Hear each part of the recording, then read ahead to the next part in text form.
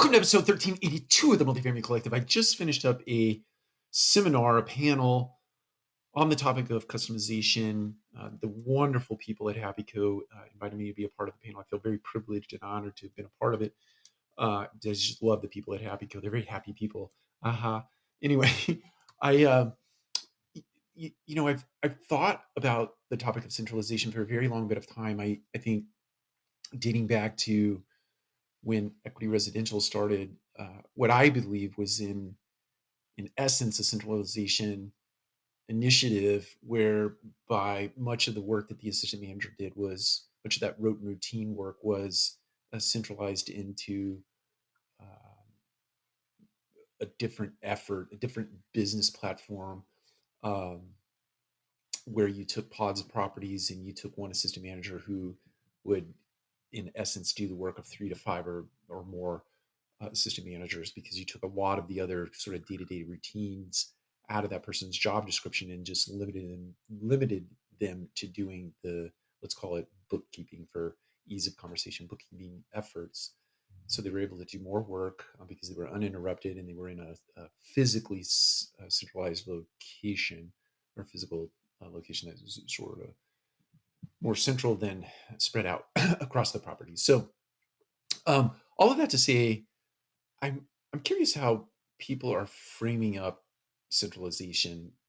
It's in my head. It was the point was made on the panel that it is sort of a streamlining of efforts. I do believe that uh, sort of a curation of data, so that no matter who's looking at that data, it doesn't matter where that person is sitting in terms of a physical location, but all that data is in a place where people can speak about it uh, without interruption, without a lot of friction when they're trying to serve a team member or a consumer.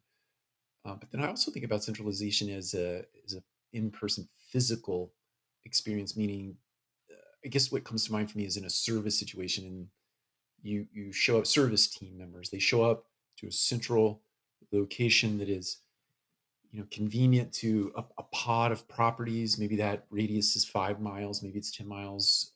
If you're in Atlanta, it can't be any more than that because of the traffic.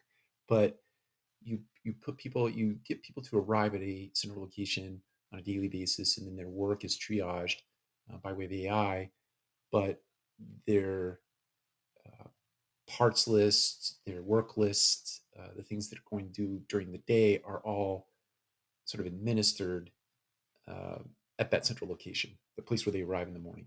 So they load up the truck, so to speak, and then they move through their day, addressing things that they're very good at. So, somebody that's versed in HVAC systems, they're focused on that for the day, because that is their strength. They're working in their strength. Somebody that's good at plumbing and other disciplines, they sort of get their work partitioned in that way. But the point that I'm getting to or making is, or asking for, is how are people framing that? Are you thinking about it both from a physical standpoint as well as a sort of a data curation, uh, location perspective, um,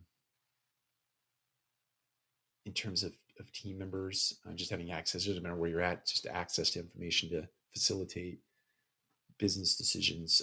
Anyway, curious to hear your thoughts. Take care. We'll talk to you again soon.